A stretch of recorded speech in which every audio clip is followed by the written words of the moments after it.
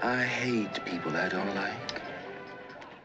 Was his talent really squandered by not having him do stuff like that? That, like you said, the smooth movements he was making. It's like, damn, this guy's good. Mhm. I mean, it's like, oh, Frank Langella. Chairs! Chairs? The chairs. Chairs. Why are you so interested in these chairs? I want those chairs. I need those chairs. It's personal. 12 chairs, dining room. Walnut. By Christopher Hams of London. I love it. 12 chairs. Walnut. Carved in gold brocade. Next time, they gone.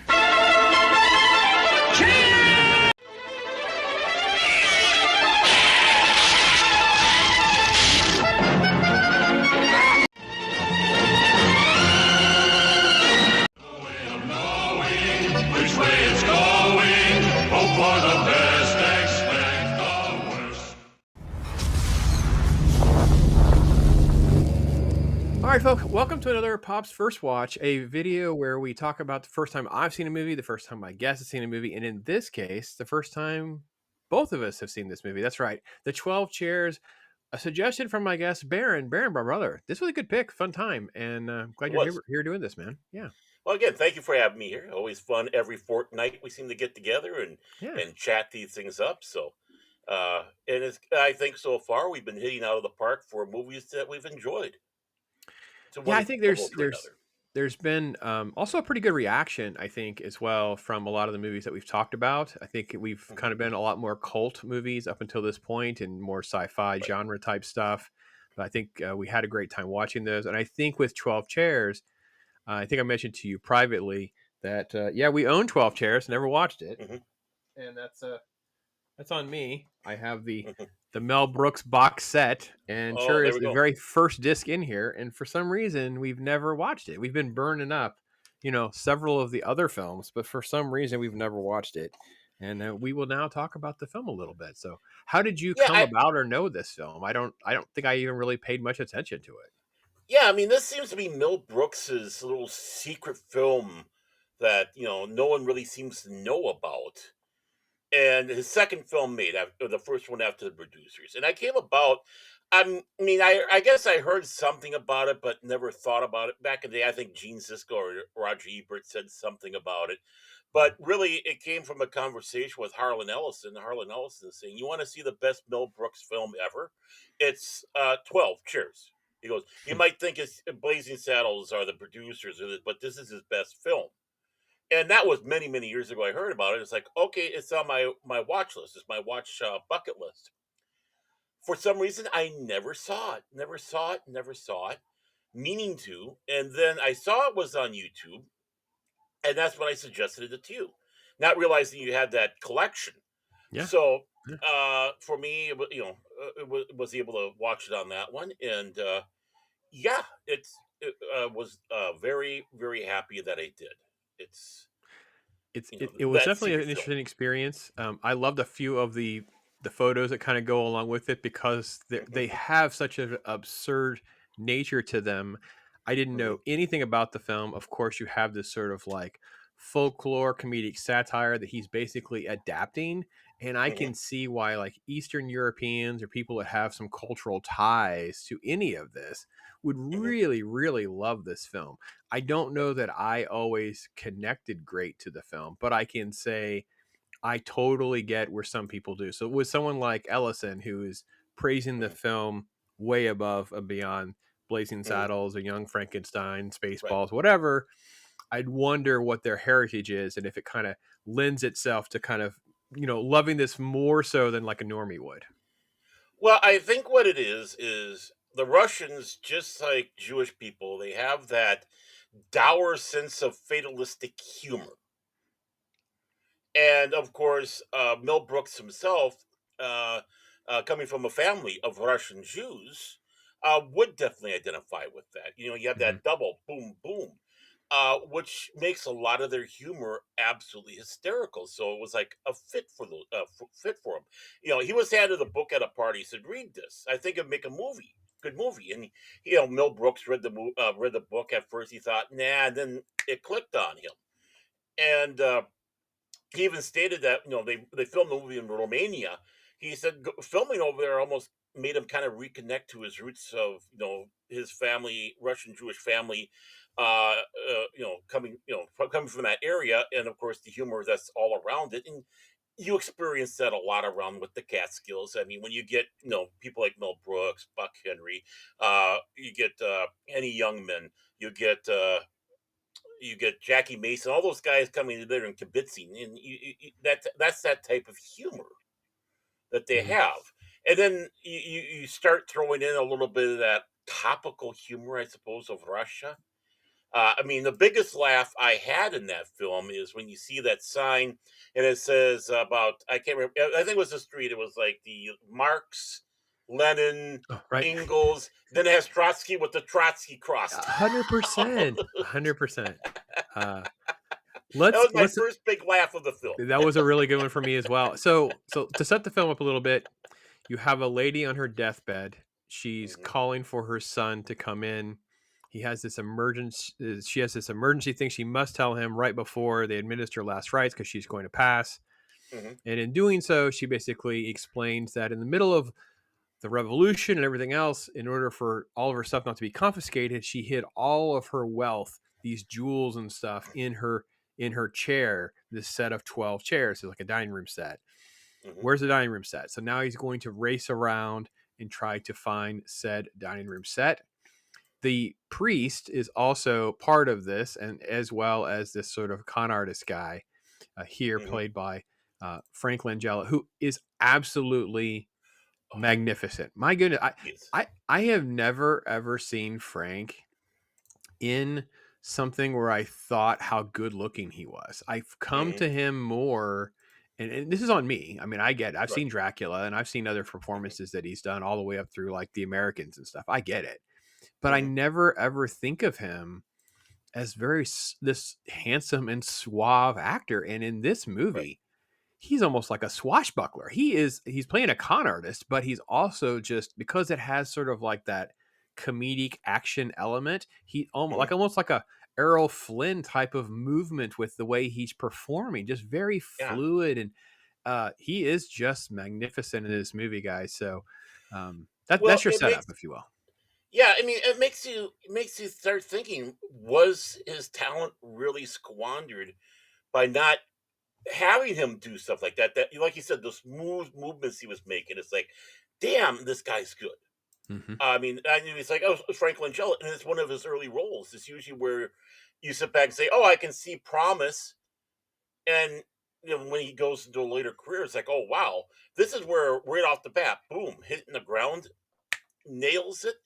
And it's like, why didn't we get more of this? He could be a spy, you know, Hmm. like almost like a James Bond spy. He could Yeah, I be, got to be uh, honest. Yeah. yeah, all across the board. And about the only one where I can think of where he's got that, trying to get that handsome thing is Dracula, because he's supposed to be a seducer there. But no, far heads and shoulders above a lot of the roles he had. This is his best. One of his best.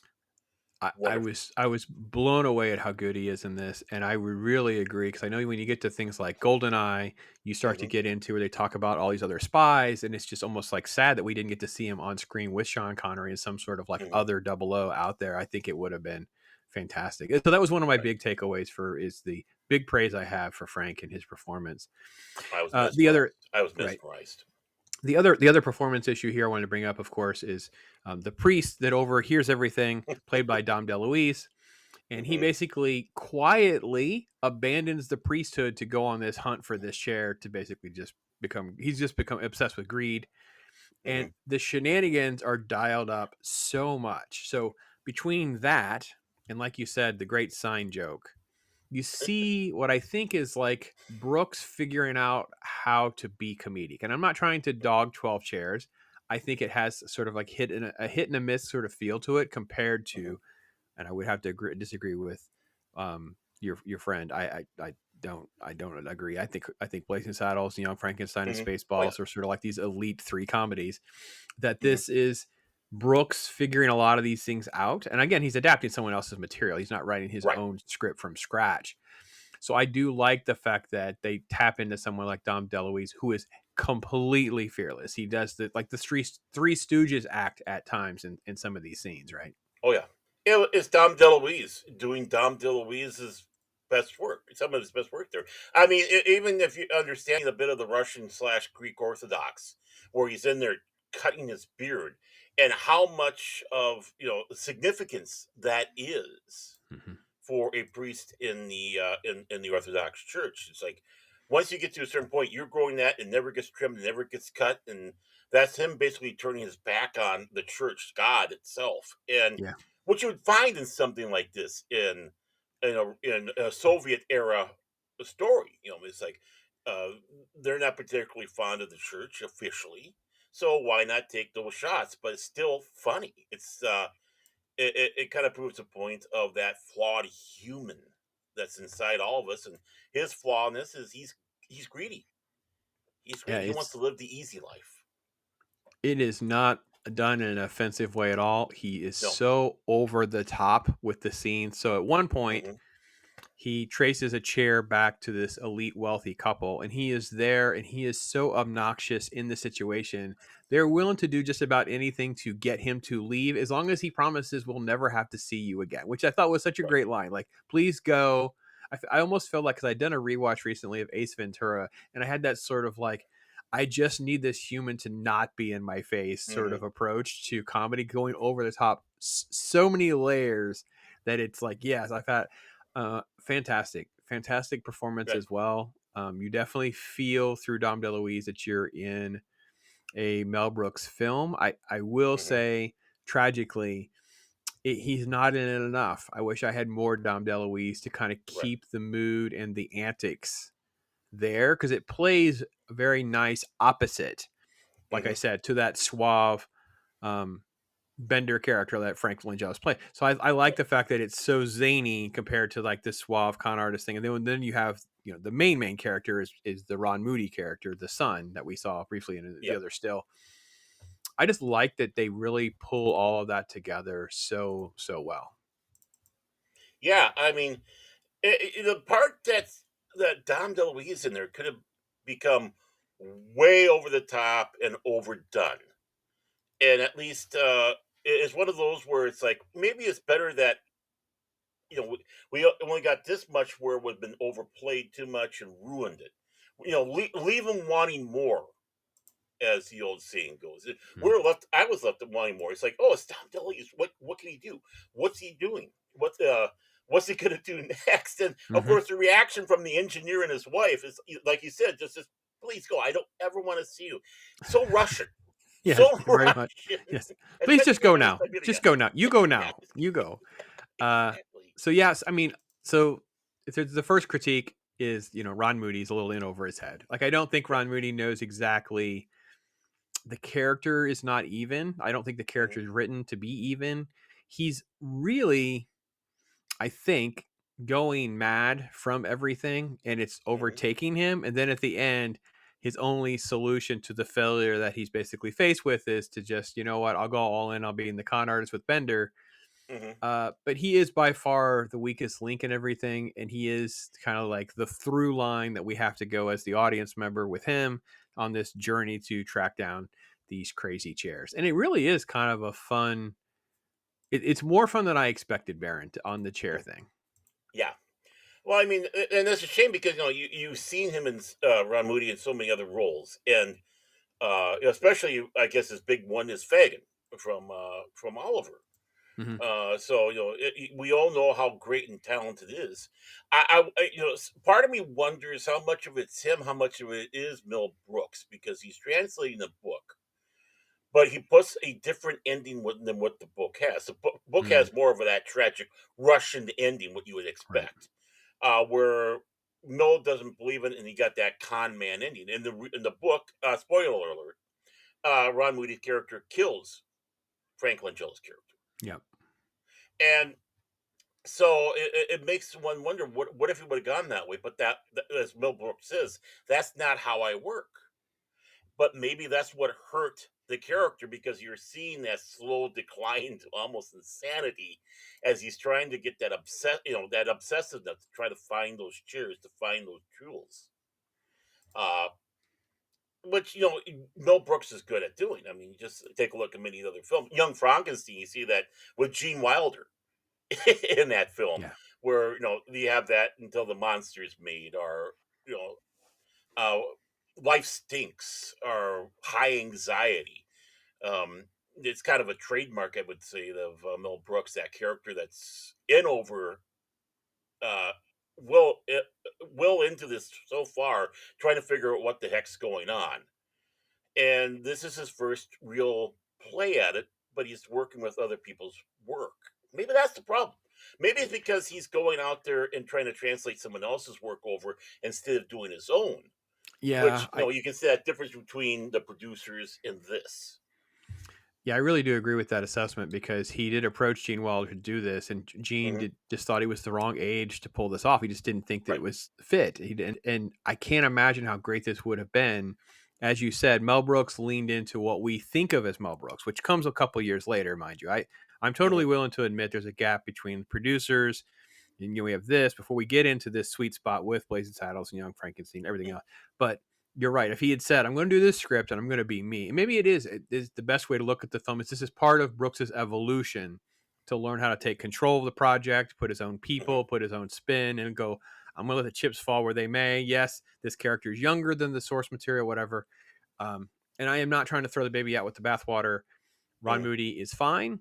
I know Ron Moody. I knew him. I mean, obviously people know about the the Oliver adaptation, but for me, it was Dial M for Murder because I was a Hmm. Hitchcockian very early in college and went down the Hitchcock rabbit hole, and he was in Dial M for Murder.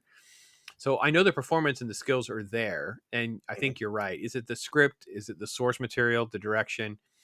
Like I said, weakest part, but not something I'm going to, like I said, throw the baby out with the bathwater or anything like Right. that. So Hmm. very solid performances across the board. And I think the only thing other that I would say is poor Mel Brooks. He only gave himself really like 2 scenes, and Hmm.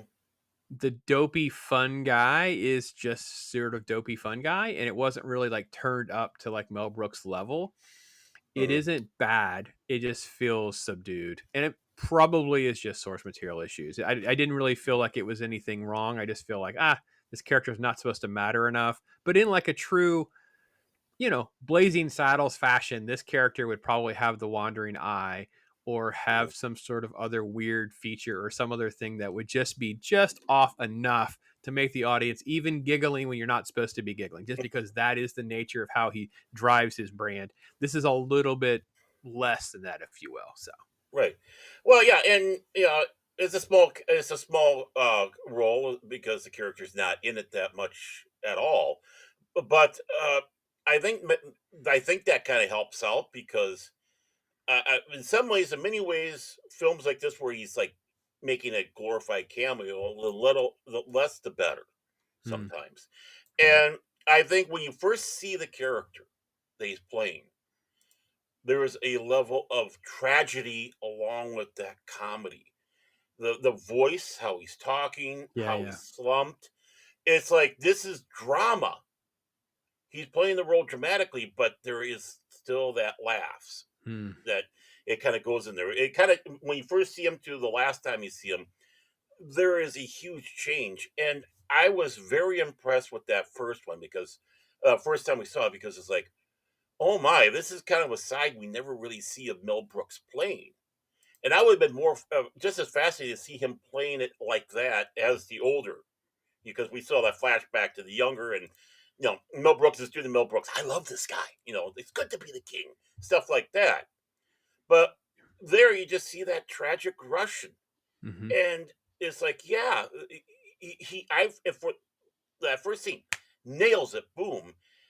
And when he kind of started going back to that Mel Brooks being Mel Brooks in the film, Hmm. lost me because of how I felt was so brilliant when we first saw him, and I wish we just would have played it all the way through like that Yeah. in those scenes, because in it by itself, along with that tragedy, just like I said many times with Russian and Jewish humor, it's funny, even though it's tragic.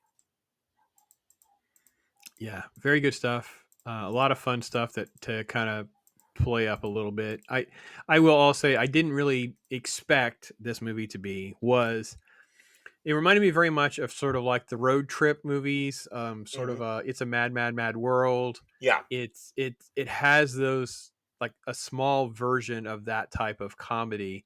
This Hmm. scene where Dom DeLuise's priest has tracked it down to this document room that Bender has beat him to, and now Hmm. Bender is now going to do a little switcheroo to send him off on a wild goose chase. Was such an underrated, it's so well done, and I feel Oh. like this is a scene that most writers and directors, myself included, would probably want to play with more, because I feel like there's so much they, they do it enough to just get you to laugh and enjoy the process and then keep the journey going, but it's so tempting. It would be so tempting to wind Dom DeLuise up more, Three Stooges style, against a straight man who's killing it, as Frank Langella is as Bender. And they don't. He does a great job of just giving you what you want and then Hmm. moving the road trip along. But boy, I Hmm. have to be honest, I kind of rewound the scene and watched it a second time, Barrett, because I was like, gosh, this is some good stuff. This is some really It good is. meat on the bone. Very simple, moves along Hmm. quickly. You can even kind of not get how much fun they could have with this sequence for sure. It was so smooth. It was smooth like silk. Mm-hmm. Them doing scenes, and I think the fact that it didn't go full Three Stooges, it shows you the talent of Dom DeLuise. We know he can play that crazy wild character, but now it's toned down. It's still a crazy wild character, but it's toned down with Frank Langella's straight man. I'm going to play you as a fool, and he's doing the great job of doing that. I think that scene and should be studied by filmmakers and actors and directors to see this is how you do this. Mm-hmm. If you're going to have these two diametrically opposed type characters, actors, approaches, this is how you do it. Where you got the ice and the fire coming together to make perfect steam. Yeah, get in, get out. Right. Um, just Don't don't let milk it. it. Yeah, just don't. You don't have to take so long. You don't. Mhm. And I will say that does create a contrast where there are other scenes I feel they're relying on Ron Moody too much. Just Mhm. I don't know. Like I said, I'm kind of repeating myself with that whole he's losing his mind stuff. But I will Mhm. admit, what makes it work for me is I'm also losing my mind. I'm also getting frustrated. So he does such a good job of why can't we freaking find the right chair? Why Right. why are we still going through chair after chair after chair? Mhm. And they come up with so many silly stories and excuses, right? When Mhm. they're trying to pass him off as an actor, so they've destroyed all of the chairs in the prop room. On it's like, oh no, we're just trying to put all this back together again. Of course, the next shot they're off the train. They're being kicked off. It was just Yeah. subtle and so smart and clever. Uh, yeah, And the reason why they got thrown off because it's like okay, it's time for the character to come in for his part for the to play the role in the play. He doesn't know anything, so he walks on. Everyone's applauding. He's looking over. He's got that look on his face, and he just keeps walking, walking, walking till off stage. And it's like there's Frank Langella and the director of the film kind of looking at each other, going, "Eh." Then the next scene, they're off. It's they're like off the train. you Did saw not work that that coming. out. Yeah, but they've already gone through the chairs, so it doesn't really Yep. matter for our journey. So Except for three. Except right, for well, three. yeah, right. I know we're still, yeah. So what I think is interesting is how well Brooks takes us on the journey with him. And I mentioned It's Mhm. a Mad Mad World because that was the only movie I Right. could think of that's around the same time frame that I Mhm. enjoy watching over and over again in a very similar way, where I feel like I'm never sort of like, oh, I've seen what happens. Kind of, you know what I mean? A journey film similar to like a mystery or a whodunit.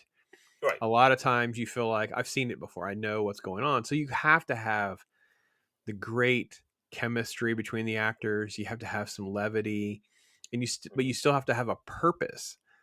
And because we still have this mystery chair out there, we have a purpose. You just got to figure out how to keep getting us moving from set piece to set piece, and the film does such a really good job doing that. I was quite surprised, better than I Yeah. thought it would be, for sure.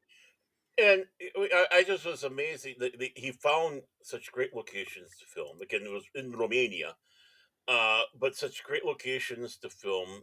Uh, I think how it was filmed was beautiful, with the shots that they had, especially when they're outside, in the sea scenes and such.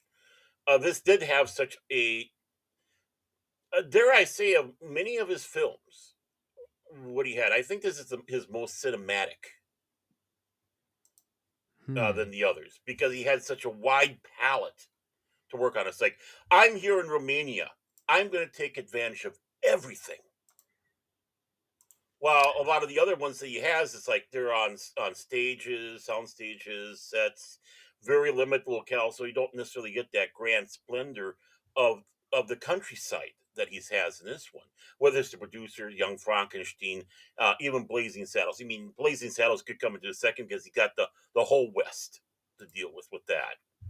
But this is, this has that old architecture and all that, and he uses that palette so beautifully, I think. And then playing it off like Frank Langella there. I mean, his smoothness, you could just believe that he is a citizen in Russia like that, walking around and being that, you know, con artist. And then that beauty surrounding it. It's just like, wow, you kind of get lost. At least I did with everything. So I have to give a lot of mad props to Mel Brooks doing that. Yeah, he really did. He really does a good job of, and I guess you're right too. It really goes back to what you were saying earlier about connecting to your roots by filming on locations, Hmm. really trying to make you hone in on the environments and the culture that you're trying to capture. I mean, Hmm. there's tons of little trivias and different little comments that Brooks has made over the years about this experience and how much he enjoyed and took away from it.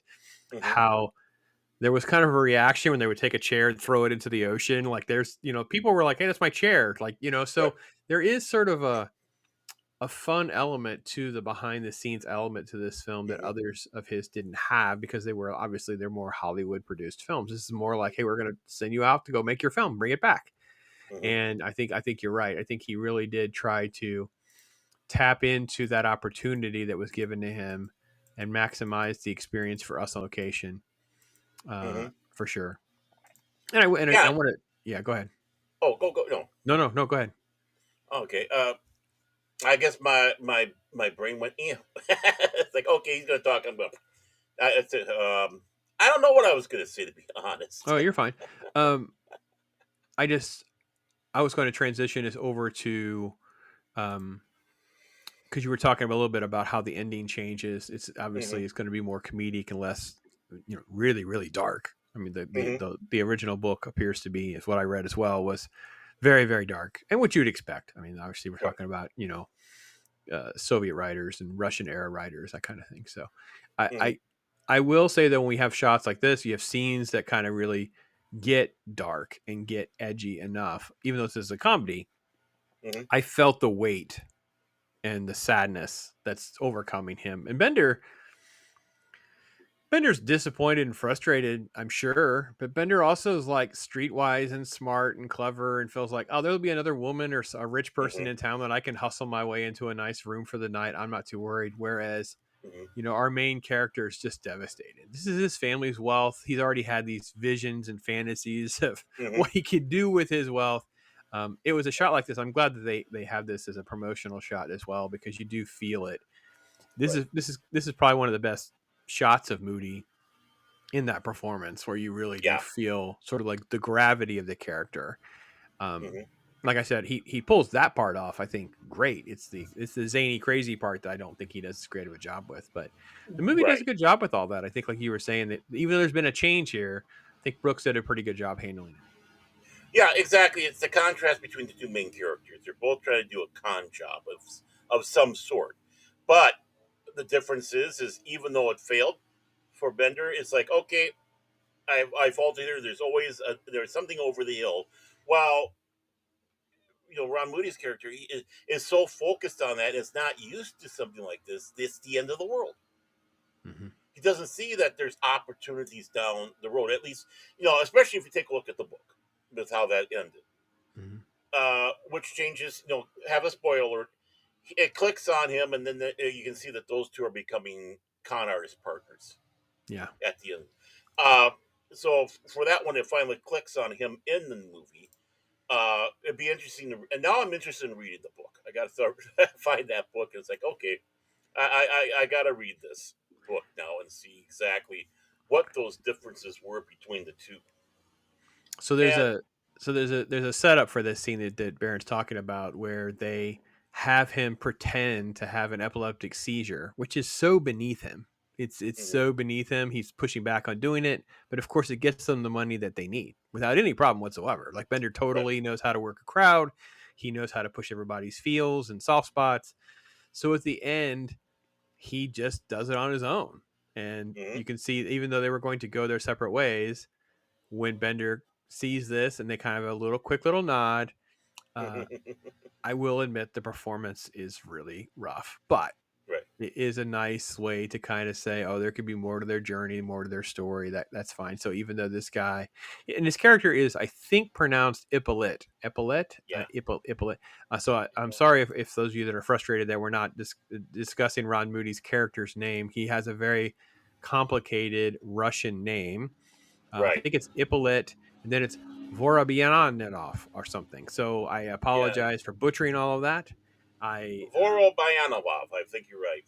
There you go. We're gonna go Taking a with look that. there. My cheat sheet. Uh, Yeah, we'll go with that one. It's yeah, easier to say his character though.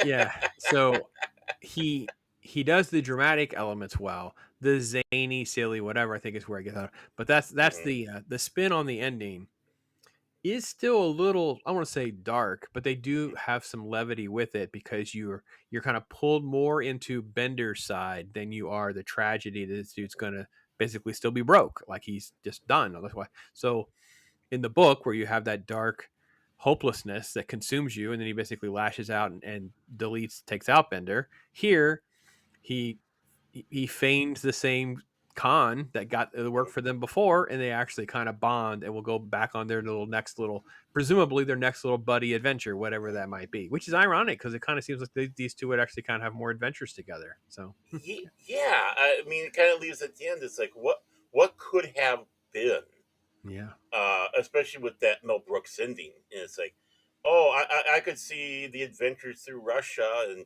and trying to keep one step ahead of the KGB with their antics and yeah, and yeah, the local police, whatever, and getting to even more problems. But it's that smile though that Bender has, Frank Langella has at that very end when he realizes, aha, and it's like, oh yeah, okay. I mean, super straight, whatever, but I can see a woman going. I mean, even I go, it's like, okay, I'm straight, but we'll go out for drinks. well, Bender is. I'm sorry, guys. I have lived in a bubble, and I've touted like the Sean Connery of the world. I've Mhm. touted, Christopher Lee has this sort of like the Oh, dark allure. Yeah, I get it, women. If you drop in for that, I totally get it. But mhm. boy, Frank, he did not get any of the credit he deserved. I am still reeling from his charisma in this movie. Yeah. So I didn't look it up. It's got to be one of his first films if it's not his first film, right? This is Well, 1970. yeah, So but the funny thing is too is he didn't even realize he Mel Brooks hired him on to help cast other people, and doesn't realize afterwards that yeah, I'm getting cast for this part. hmm, So it's one of those where completely, utterly surprised him, and as he said, he was paid so cheaply for the film. Laughing about that one, but and he hmm, also was the one that helped Mel Brooks hire Ron Moody. He thought there was something right. about that was in there, but he was predominantly in a lot of the theaters before that one. Uh, Yeah. this is like his the only film they really had before that in the same year was Diary of a Mad Housewife that he was in, and of course he was in various television before that, but it was like guest starring and stuff like the NBC experimental Sure. television stuff like this. So this is really one of his first big roles. Yeah, that he is Mel in. Brooks's wife, Anne Bancroft, is the one that getting credited for suggesting him to go take a look at Mhm. him. So I don't know if Right. which play she saw because I don't see that referenced here. She must have seen him Yeah. on one of his off Broadway or Broadway performances because she gets the credit. Mel Right. Brooks gives her credit for that. So Yeah, I mean, yeah, he was in like a cry of players and Yerma. He was in there. yeah, Uh, Afterwards, he did do Dracula, but that was after the fact, which got him the role in the movie. right. That movie, but yeah, whatever it was that she saw, and of course, obviously, she must have been a little Twitter too. When what it's like, oh, Mel, get him.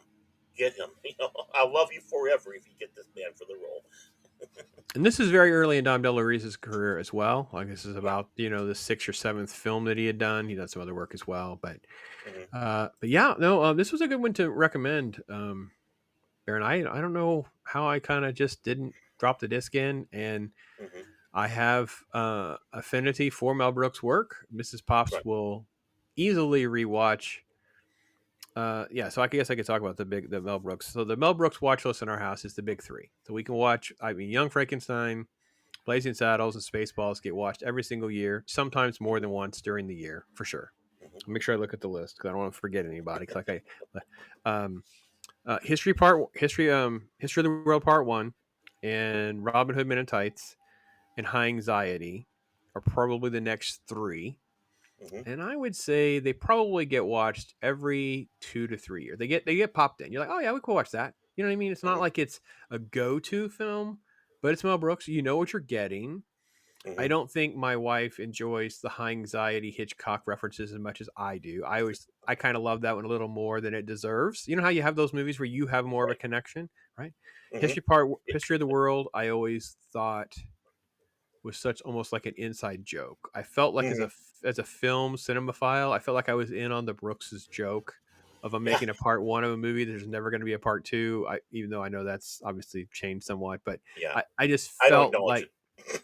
I have no idea. It's something that's out there. I don't know. Yeah, I Um, don't acknowledge it. but yeah, 12 chairs, and I know I've seen Silent Movie, but I don't remember Silent Movie. So if that ever made the circuit, we could go from there. So that's our box set update for those of you who would want to know how this kind of got mixed. Of 'cause I do have that. I have that list of digital and physical. Sometimes you end up with something that I've never seen, and that would be this Hmm. is one of those weird ones that's kind of like that for me. So I bring you these 15, Crash. 10 commandments. You know, Ten that Commandments, one. yes, yeah, Are what I thought was comedic gold, probably the best scene, one of his best scenes ever Mel Brooks ever had in the film, and that was in Silent Movie, where everyone's silent until you have Marceau, and he's got the only speaking part in there, which is that turnaround. It's like the mime is the one that talks in the mine's the one Silent that Movie. talks.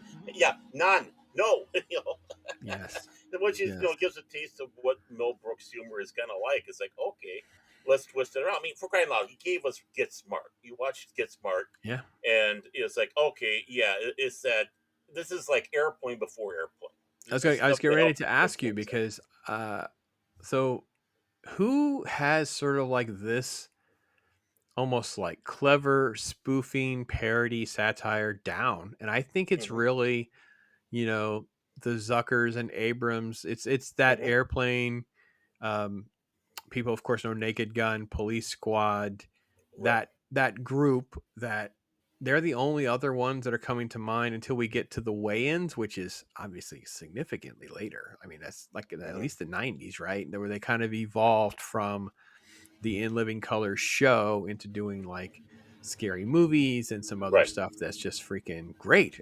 So but when we were look at the current state of Hollywood and where we're at with comedy in particular, the Hmm. concept of spoofs and farce and mocking things just is like kind of off the table. Sadly, I don't Yeah. know. I'm hoping that this is the gateway to get us back into good comedy again, where people can just laugh at themselves and take the joke. Like I don't get it. So I think it's going to come back. I think it's yeah. slowly coming. In fact, I don't even think it's slowly coming back.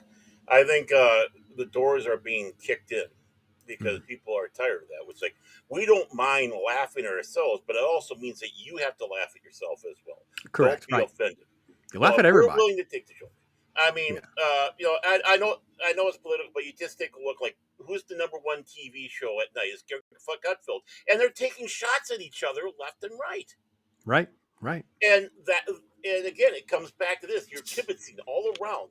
It's like you're sitting there in the Catskills, listening to them kibitzing back and forth, and over there, Uncle Milty's stealing all their material.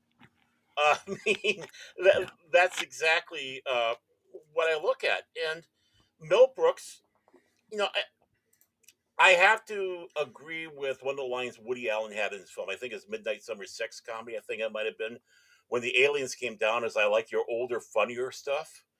And Mm. in some ways, that's kind of how I am with Mel Brooks, because you see, like Dracula Dead and Loving. It's like, Mel, what are you doing here Mm. with that one? And then, for me, one of my go-tos is always going to be producers. I think the only thing that ruins the producers is that he made the Broadway musical. It's like he didn't need to do that. The producers is fine. The remake of the producers. I mean, yeah, I know Broderick and Nathan Lane, both excellent actors. They did a good job on there, but you can't beat Gene Wilder and Zero Marcel. And of course, having Bruce Mars running around being that crazy German, uh, which I think they had Will Ferrell doing. It's like, no, no, no, you're no, no, no, no, you're not. You can't fill his shoes. But I think it's because of this is his experimental phase. What does it take to get the laugh? I'm going to do experiments. Springtime hit, uh, producers was one. Let's make the most offensive play possible, and it becomes the biggest hit. Talk about satire. Something. Hmm. Talk about something that can fit in today now, where you probably have someone doing that. It's like Matt and Trey Parker going out there. Let's make this intentional offensive film. Our movie is going to fail. We're going to get a lot of money on it, and boom, no, it becomes a hit, and they go to jail because of it. This film is with that experimental. You can see where, I think if there's one fault for this film is Mill experimenting. What can I do? What can I do with the character of Ron Moody's character? And it might, it's like, what am I going to do with this character? Because how it is in the book, I'm going to have to change things. Can I transcribe it?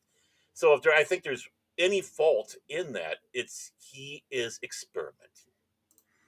Yeah, I have to go back and do a video and really revisit the producers. That would be very good for me and my soul. Yeah, I've not watched that. We don't own that one. It's not on this. It's not on this collection.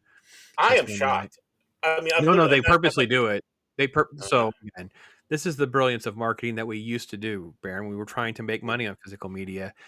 yep, Everyone who's even like a normie would buy producers, but not everybody's right, into some of the other stuff, right? So this they can right. sell producers and the box set. That's why they do. I'm totally down with it. Yeah, So, it frustrates us collectively because we want to make everything look neat. It's yeah. like now we got that. This is by far my Like, favorite promotional material. Was the mhm, shot here with him at the chair, and then down the Luis literally lifted in the air and just random. This is I thought if you had to get a little piece of some lobby art or a little I think it's a lobby art photo. I don't think it's actually a mhm, full poster. I think it's more of lobby art size. So this was my favorite one, but all the art and all the details are they're interesting, they're okay. I didn't care mhm. for this. Maybe this is Oh, one of the turnoffs because they didn't promote the film right. Like I feel like he just didn't quite do it right. right. um I mean, but where was that in the movie? it's not in the movie at all. It's right. No, Obviously, it's almost like, look at me, the devilish Mel Brooks making this mhm, movie, and it's zany, and right. you're like, what is happening? You look on the back, and it doesn't. Hmm. Yeah, two and two didn't make four, so yeah. Hmm. And it was interesting. It has a rated G on Yeah, the Blu-ray. So if anyone's looking for something just, I mean, totally clean, I don't yeah. know if is there even a. I will look it up in a second. I don't know if there is a curse word, but anyway. I Um, don't think so. I mean, uh, I'm trying to think. I don't think there's even a hell or a damn in there. I think it's just yeah. this is about the only thing you can say is being risque is in the beginning there with Franklin and Joe with the hot lady and the husband's Right. coming home, so it's like breathe in, breathe out, good Right. air Right. in, Right. good Right. air. Yeah. Yeah, Parents Guide. We'll click that and see. No, I thought it was great. Yeah, there's no nudity, no sex or No. violence. Profanity is mild, and drink. There is drinking, but it's Hmm. done within sort of silliness. Slapstick Hmm. violence, of course, is all silly. There's a it's couple of tragic. curse words, but literally like 4 or 5. Like Okay. it's hardly anything. And a couple of them are actually in other language, like French. They're not Yeah. even in they're not even in English. So yeah. Yeah, Yeah. and the drinking you have is a tragic. Most of it's like that tragedy one where you have the Mel Brooks character. You need to have that for that. Comedy, yeah, it's also played for some comedy and levity with him Yeah. being kind of a drunkard or whatever. So Hmm. uh I still have to admit that I feel like the movie suffers from Ron Moody being asked to do something that didn't play to his strengths, and it's sad because I almost wish that I had Gene Wilder, who just Yeah. had this way of communicating that zany, crazy stuff better. And the Hmm. movie kind of has to fall back for me a lot because of that. So I kind of put the movie at about a 3.5 out of 5, kind of a 7, Hmm. but kind of a very weak 7, like a 6. It's like if I did a 10 thing, it'd be like a 6.5 kind of thing. Like it's right in that middle, and it's better than good, but Hmm. it's not really at great. And its rewatchability is probably going to have to stay with the other movies I mentioned in that sort of like every couple years kind of category. Not something I'm going to get into the yearly rotation, but definitely Right. wouldn't be adverse to popping it back in again, for Hmm. sure. So that's my Yeah. Well, general take on it. How about you? well, I think it also goes down to the matter: are you a Cold War baby or not? Hmm. And that Okay. helped because for like you and me, we were coming to the end of that Cold War. You had Reagan talking to Brezhnev drops, and it's then drop off. Then it's Kosygin, and then it's Gorbachev, and Russia, Russia, Russia in our lives, and we're gonna. So we were kind of versed in kind of that Russian attitude. A lot of people today, I don't think, because they weren't embroiled in it as much. So it's such as that Trotsky reference. I Right. mean, Oh yeah, yeah, we yeah. get that. There are, and there's some other gags as Yeah. well, especially in Hmm. the background, and you could tell when it was a Mel Brooks thing because it doesn't fit. Hmm. Like you said, he filmed a location, so a lot of these are just he went to a train station or they went to wherever they were, and Right. you'll have this random sign with just letters on it. Right. Obviously, they made the sign, and that's the gag. That's the That's gag you're what- going to see now for the next 15 years of the man's career, where these are home right. run after home run. So there's a Hmm. lot of those, and they are inside baseball sometimes. They are Right. you either get them or you don't get them. So yeah, So totally. yeah, so looking back, of course, because that's where my mind goes. Growing up in that one, I do give it a 3.5 large buckets of popcorn for this one. Okay. And like you said, yeah, Ron Moody, I was disappointed in. I thought he would, and it's like, okay, I don't know what type of actor he was. Was he a director's actor? Is he an actor's actor, or whatnot? If he was one that was relying on direction, that might have been the fault. Because again, this is an early Mel Brooks film, his second Hmm. one, and he's experimenting, and maybe that's not necessarily the best thing to have for a director's actor, because he's looking for that solid direction. And Mel Brooks can be a little wild with his direction sometimes. Frank Langella, boom. I think Incredible. he and Dom DeLuise make this movie for me. And the guy who played the engineer, he's a Hmm. please Yeah, I know. just Yeah, go. I didn't even I mean, skip over giving him some love. He's fantastic. He actually has such an odd look about himself. He almost doesn't feel like he's in the right movie. You feel like he's walked on from some sort of Universal monster set, and he just yeah. happens to play this character that happens to have the chair. It Mhm. is, yeah, all very good. Yeah, that's all Yeah, great assessment for sure. which is great because it fits in there. It's like, he was Dom DeLuise is on this wild goose chase. This guy has nothing to do with the situation at hand, and now he's Yeah, thrown into the insanity. It's like, I don't want to live in your world. I'm yeah. happy I where don't I want to be am. a part of any of this, so you need to Right. go now. Let, And you let do me see that line. let me go back to Ron Moody as well too, and maybe to his defense. Again, Mhm. we're watching this movie 55 years later. Oh dear lord. So yeah, Yeah. 1970. So Hmm. maybe in 1970 that zany performance got the laugh.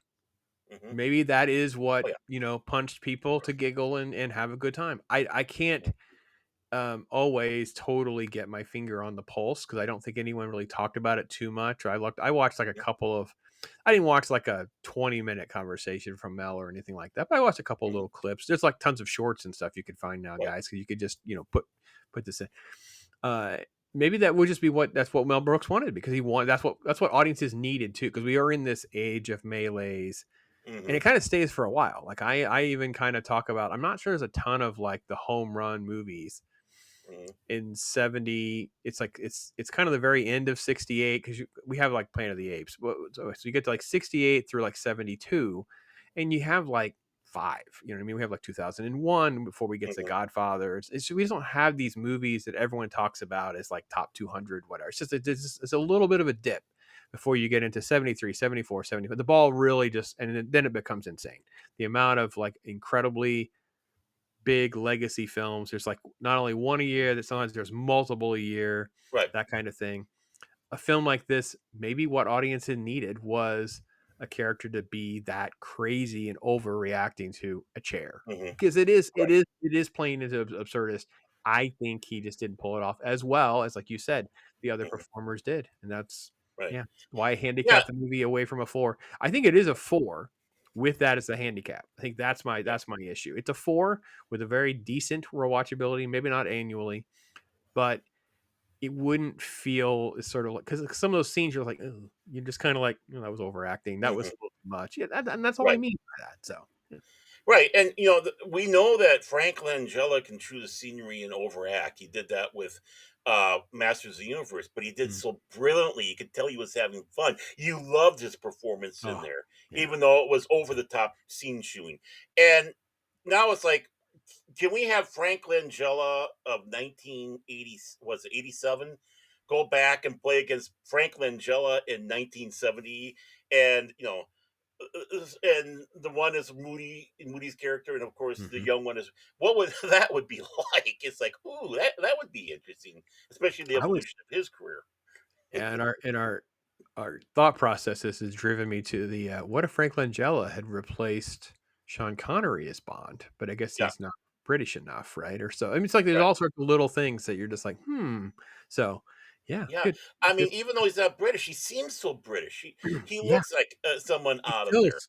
Yeah, he feels like he Yeah, could be in the Empire in a Star Wars movie. Like I don't understand yeah. how he's not in the wrong side of the team here. I don't understand. Well, So, yeah. Was it just thinking of the one in Flash Gordon? Plays Clytus. I mhm, got a mill block on his name. He reminds me of him, mhm.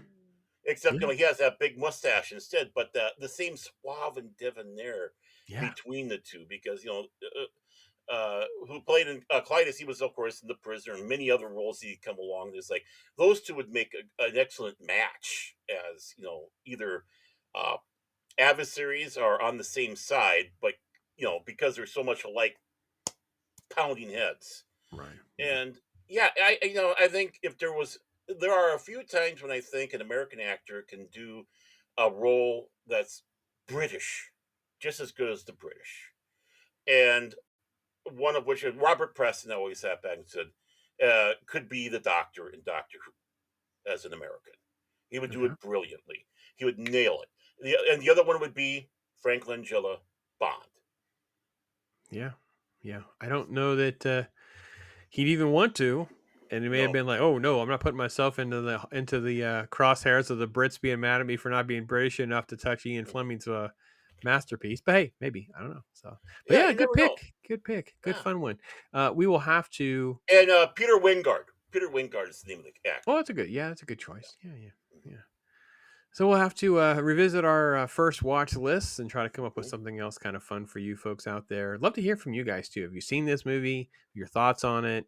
Give us some feedback on that as well. We Mhm. really had a pretty good time chuckling along with this one. I think we've given you a Yeah. pretty fair assessment on everything. So, Mhm. Bear, any last thoughts on the movie before we head out the door? Yeah, you won't be disappointed again, especially if you know a little bit of the Cold War era, the Russian attitudes. If you grew up on these Jewish comedians, Russian Jewish comedians, knowing that fatalistic humor that they have Mm, and appreciate it, which I do. I mean, even the Zucker brothers, right?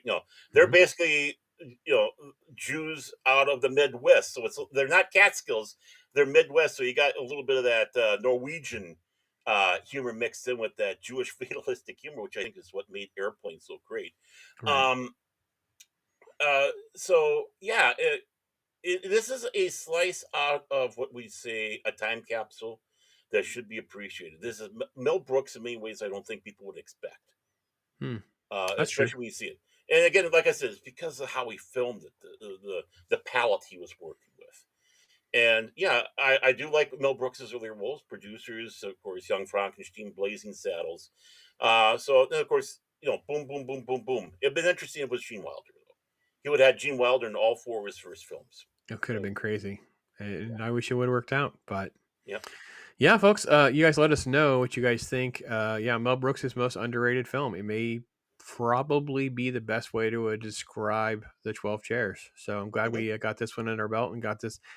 I've never seen it list. It's off that list now. We'll go on to another one now, and we'll be back Yeah. again doing that again. Make sure you guys are connecting to Baron. He's been doing some of his own contact. He's doing some playthrough stuff, been on a lot of other shows. We'll try to get some more of those links in there for you guys to make sure you connect to that kind of thing, track this guy down, Mm-hmm. and support a fellow YouTuber brother in this great thing. And he'll be part of my Star Wars Day thing. So if your calendar's not already marked for the 25th of May, yeah, that's Star Wars Day. And if you're already past the 25th of May because you're watching this sometime later, hey, check out that playlist because it's out there as well. You never know what you might enjoy. So we try to Yeah, have some you gotta fun. love Star Wars, right? Oh, wait, wrong one. Sorry. Hey, listen, I'm good. It's my one time of the year that I am totally game to dust it off and not allow any of the Mhm. negativity and all the current criticisms of any of these IPs creep in. So, Yeah, I mean, just the other day I was talking about Star Wars. I had to bring out some of my old books. oh yeah, now we're talking. Mm-hmm. Yeah, Yeah, it's like okay, let us go back in time, boys and girls. So yeah, yeah, I'm all geared up. that's what we do on that day for sure. I was thinking about that. It's motivated me to reconsider having special days like that for other IPs that maybe I don't do it every year. And I know I meant to do them on anniversary years, but reality is sometimes life gets in the way. But I should have done a better job with Ghostbusters Day and Terminator Day and Back to the Future. I should have done a better job of doing my part of trying to make sure we keep glory around those type of IPs because they are really that special.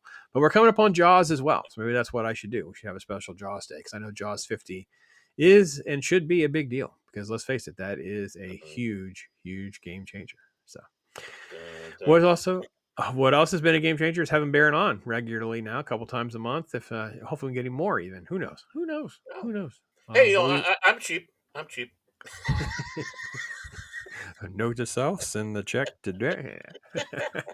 What percentage of the cut does he want? Well, I work for a massive whopping 2 cents a month on Pop Talk, so it's got to be at least 2 cents a month. I might even get to Hopefully it. less than With the tariffs, you might get you to a nickel. You never know. You never Oh, know. there we go. I'll be All rolling right. in the dough. Yeah. It bruises though when it's clinky. When it's not Oh, soft paper money, it's rough rolling in that dough. Just so you know. it only Uh, works for a duck. Only works for a duck. all right, folks. Well, listen, you guys be blessed out there. Talk hard. Until next time, I am Pops.